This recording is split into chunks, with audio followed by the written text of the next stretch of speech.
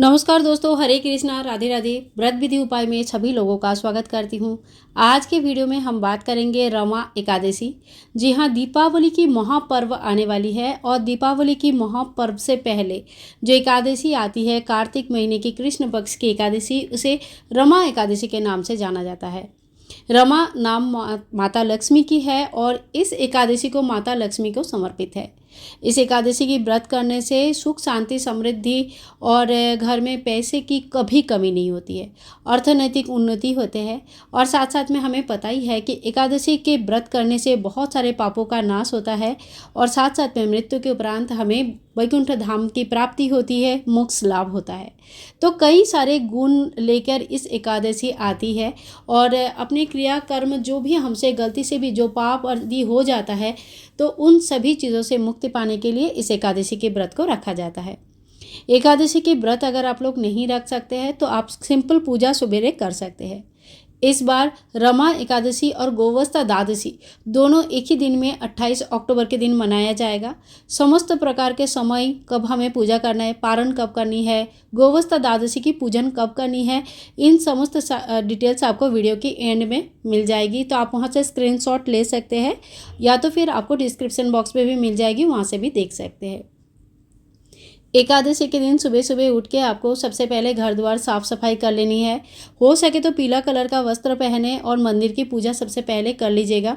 कार्तिक के महीना है तो तुलसी मैया को जल चढ़ा लीजिएगा और जो भी आपने कार्तिक के नियम लेके रखा है उन सभी चीज़ों को पूरा कर लीजिए। इसके बाद देखिए, रमा एकादशी के दिन भगवान श्री विष्णु नारायण और माता लक्ष्मी के इकट्ठा पूजा करना बहुत ही ज़्यादा शुभ माना जाता है। पति पत्नी का जब हम साथ में पूजा करते हैं तो घर के सुख शांति समृद्धि के साथ साथ पति और पत्नी के बीच में रिलेशन भी बहुत अच्छा होता है। तो ये भी एक बहुत ही ज़्यादा हमें भगवान से हम लोग कामना करते हैं कि हमारा सभी के साथ रिश्ता बहुत अच्छा रहे। रमा एकादशी के दिन सवेरे भगवान श्री विष्णु नारायण और माता लक्ष्मी की अगर विग्रह है तो उनको बहुत अच्छी तरह से स्नान कराए। पंचामृत स्नान करा सकते हैं या सुगंधी स्नान करा सकते हैं। और स्नान के बाद अपने विग्रह को बहुत अच्छी तरह से पोंछ के अंगपोषण कर लीजिए, साफ़ कर लीजिए बिल्कुल। और अगर फ़ोटो है तो फ़ोटो को स्नान का खाली भाव करवाया जाता है, स्नान नहीं होती है। ठीक है, तो इसके बाद देखिए हम इत्र की प्रयोग करेंगे और इत्र माता लक्ष्मी की पूजा में बहुत ज़्यादा महत्वपूर्ण है करके माना जाता है। माता लक्ष्मी को सुगंधी शांति बहुत प्रिय होते हैं। साथ साथ में इत्र जो होते हैं हमारे शुक्र ग्रह को बहुत ज़्यादा स्ट्रॉन्ग करते हैं, यानी कि जो सुख समृद्धि होती है, जो घर में हमें वैभव चाहिए होता है, उन चीज़ों में वृद्धि होती है। तो इसी तरह से आप इत्र के बहुत अच्छी तरह से मालिश करें। और अगर आपके पास फ़ोटो है तो एक रुई में आप इत्र लगा के माता के और भगवान श्री विष्णु नारायण के पैरों के यहाँ पे चरणों में रख दीजिए ताकि उनको सुगंधी आती रहे।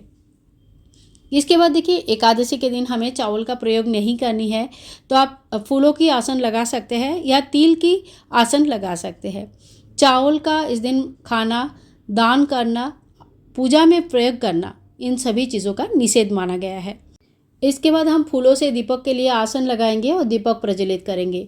दीपक हमारी पूजा का साक्षी होते हैं। अग्निदेव को हम इस तरह से आह्वान करेंगे कि हे अग्निदेव, आप आए, पूजा में शामिल हो, हमारी पूजा का साक्षी बने, पूजा पूरी तरह से निर्विघ्न रूप में संपूर्ण हो सके, इसके लिए आशीर्वाद प्रदान करें। तो इसी तरह से भगवान को बुलाएंगे, माता लक्ष्मी को, भगवान श्री विष्णु नारायण को बुलाएंगे, जिनका भी आप पूजन करना चाहते हो मन ही मन उनके आह्वान करेंगे। इसके बाद धूप जलाएंगे, दीप जलाएंगे और माता लक्ष्मी को, भगवान श्री विष्णु को टीका करेंगे। भगवान विष्णु जी को चंदन अति प्रिय है तो हम उनको चंदन से टीका करेंगे। वस्त्र रूपी कलावा चढ़ाएंगे और साथ साथ में अगर आपके पास जेनोई है तो जेनोई चढ़ाइए। अगर जेनोई नहीं है तो कच्चा सूत को 7 बार लपेट के भी आप जेनोई के स्वरूप में भगवान विष्णु जी को चढ़ा सकते हैं। इसी तरह से माता लक्ष्मी जी की प्रॉपरली आप श्रृंगार करें। अगर आप वस्त्र वगैरह पहनाते हैं, जिस तरह से भी आप श्रृंगार करते हैं उस तरह से माता लक्ष्मी की श्रृंगार करें। फिर कलवा स्वरूप वस्त्र चढ़ाएंगे, ओम वस्त्रम समर्पयामि इस मंत्र के साथ, और फिर माता को टीका करेंगे। तो इसी तरह से जो जनरल पूजा हमारा होता है, जिस तरह से हम हमेशा ही पूजा करते हैं, उस तरह से हम पूजा कर लेंगे। भगवान श्री विष्णु नारायण को तुलसी माला अति प्रिय होते हैं। संडे के समय धीरे धीरे तुलसी कम होती जाती है तो बहुत ज़्यादा क्वेश्चन आता है कि तुलसी नहीं है, अब क्या करें। तो आप तुलसी की माला एक ज़रूर लेके रखिए। अगर तुलसी नहीं भी है तो आप तुलसी की माला भगवान को जब समर्पित कर देते हैं तो भी आपका तुलसी के समान ही होता है और तभी भी भगवान विष्णु भोग ग्रहण करते हैं।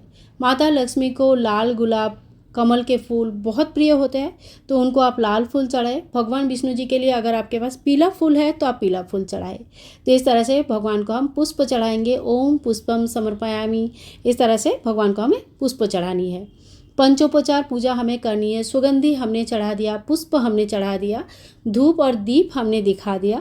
इसके बाद जो होता है वो नैवेद्य होता है, यानी कि जो भोग प्रसाद हम बनाते हैं वो चढ़ाया जाता है। साथ ही साथ में आप मंदिर में भी भगवान को पुष्प चढ़ा दीजिए, धूप दीप कर दीजिए और भोग प्रसाद कर दीजिएगा। और देखिए, भोग प्रसाद में इस दिन फलाहारी व्रत बहुत लोग रखते हैं, बहुत लोग निर्जला और बहुत लोग नॉर्मल ऐसे व्रत रखते हैं, जल वगैरह पीते हैं, चाय पीते हैं, लेकिन खाना अन्न वगैरह ग्रहण नहीं करते हैं।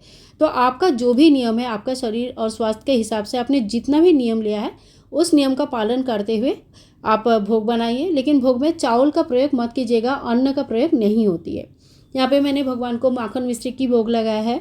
आप दूध का भोग भी लगा सकते हैं, लेकिन ध्यान रखें गोवस्था द्वादशी है, इसीलिए आपको गाय का दूध का भोग नहीं लगानी है।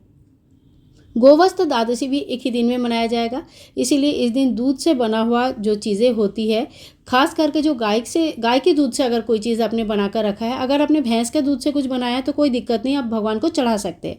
लेकिन अगर गाय के दूध से कुछ बनाया है तो फिर उस दिन का वो सारे भोग नहीं चढ़ेगी, क्योंकि दोनों द्वादशी और एकादशी आज एक ही दिन में आ गया है। ठीक है, तो इस बात का ध्यान रखिएगा थोड़ा थोड़ा। और इसके बाद हम व्रत कथा पढ़ लेंगे, जो व्रत कथा का बुक आता है वहीं से हम व्रत कथा पढ़ लेंगे। और साथ में जो फूल हाथ में लेके व्रत कथा पढ़ा है वो फूल भी हम लोग यहीं पे अपने जो चौकी लगाया है उसी में रख लेंगे। फिर भगवान का हम आरती उतार लेंगे, धूप दिखाएंगे, दीप दिखाएंगे। आप चाहे तो कपूर की आरती कर सकते हैं। इस दिन लक्ष्मी प्राप्ति के लिए विशेष हवन कर सकते हैं। एकादशी के हवन में बार बार कह रही हूँ, चावल का प्रयोग नहीं होती है। तो एकादशी के हवन आप कैसे करेंगे, इसका एक वीडियो ऑलरेडी चैनल पर है, हो सके तो लिंक मैं दे दूँगी, और अगर नहीं दे पाई तो आप लोग एक बार कमेंट करना, मैं लिंक आपको शेयर कर दूँगी। तो एकादशी का हवन कर सकते हैं। और जो बांसुरी हमने भगवान श्री कृष्ण को जन्माष्टमी के टाइम पे चढ़ाते हैं, हर एकादशी में उस बांसुरी को अगर हम पूजा करते हैं तो ये बहुत ही सिद्ध हो जाता है। तो कोशिश कीजिएगा कि हर एकादशी में जब भी हम पूजा करते हैं तो इस बांसुरी को भी भगवान को अर्पण करें। इस तरह से एक बार 3 बार घुमा के इस तरह से हमें दिया को शांत कर लेनी है। दिया के जो दीपक है उसमें अग्नि में कभी पानी नहीं डाला जाता है, इस बात का ध्यान रखेंगे। अब हम हाथ जोड़ करके क्षमा प्रार्थी हो जाएंगे कि भगवान, पूजा में जो भी कमी रह गया, जो भी भूल चूक हो गया, आप इनके लिए हमें क्षमा करें। आपके आशीर्वाद की हमें आशा है, तो आप हमें आशीर्वाद करें, जीवन में बहुत अच्छे से एक अच्छा इंसान बन पाए, जीवन में आगे बढ़ पाए और आपकी कृपा से हमेशा ही सत्य के पथ में, अच्छे रास्ते में चल सके। भगवान से इसी तरह का आशीर्वाद हमें मांगना चाहिए। कभी भी हमें धन दौलत संपत्ति इत्यादि मांगने का कोई मतलब नहीं है। आपके साथ अगर भगवान का हाथ है तो आपके अपने आप ही ये सारी चीज़ें आपको मिल जाती है। इतनी भरोसा हमें भगवान के ऊपर होना चाहिए।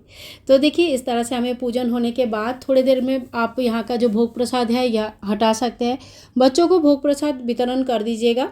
और चौकी हमें अगले दिन ही हटानी है पारण के बाद। और इसी दिन द्वादशी भी है। द्वादशी के पूजा विधि मैं आप लोगों के साथ अलग से शेयर कर दूंगी। आप इसी पूजा में गौ माता को विराजमान करके उनकी पूजन भी साथ में ही कर सकते हैं, या अलग से आप अपने मंदिर में भी पूजन कर सकते हैं। तो आइए अब जान लेते हैं कार्तिक मास की कृष्ण पक्ष की एकादशी तिथि की प्रारंभ कब होगा। 27 अक्टूबर रविवार सुबह 5:25 से। एकादशी तिथि की समाप्त होगी 28 अक्टूबर सोमवार सुबह 7:51 मतलब 7:51 पे। कार्तिक मास की कृष्ण पक्ष की एकादशी रमा एकादशी और गोवस्था द्वादशी दोनों ही एक ही दिन में मनाया जाएगा, और ये होगा 28 अक्टूबर 2024 सोमवार, क्योंकि ये उदया तिथि में एकादशी हमें मिल रही है। और एकादशी तिथि जो रविवार का हमें मिल रहा है वो 10वीं युक्त हो जाने के कारण हम सोमवार के दिन एकादशी मनाएंगे। द्वादशी तिथि की प्रारंभ होगा 28 अक्टूबर सोमवार सुबह 7:52 से और समाप्त होगा 29 अक्टूबर मंगलवार सुबह 10:32 पर। गोवस्था द्वादशी की पूजन हमें करना है 28 अक्टूबर 2024 गोधूली मुहूर्त में, यानी कि 5:39 से लेकर शाम को 6:05 यानी कि 5 मिनट पर। पारण की शुभ मुहूर्त क्या रहेगा? 29 अक्टूबर 2024, दिन रहेगा मंगलवार। पारण के शुभ समय रहेगा सुबह 6:34 से लेकर 9:35 तक। तो आज के वीडियो आप लोगों को कैसे लगा ज़रूर बताना, और अगर वीडियो में कुछ भी पसंद आया, आप लोगों के लिए थोड़ा बहुत भी यूज़फुल रहा है, तो प्लीज़ वीडियो को लाइक कर दीजिएगा, चैनल को सब्सक्राइब कीजिएगा। और हाँ, दीपावली की बहुत सारे वीडियोस आप लोगों के साथ शेयर करने वाली हूँ, तो हमारे साथ जुड़े ज़रूर रहिएगा। मिलूंगी नेक्स्ट वीडियो में, तब तक के लिए सभी भाई बंधुओं को हैप्पी एकादशी, हैप्पी शुभ दीपावली।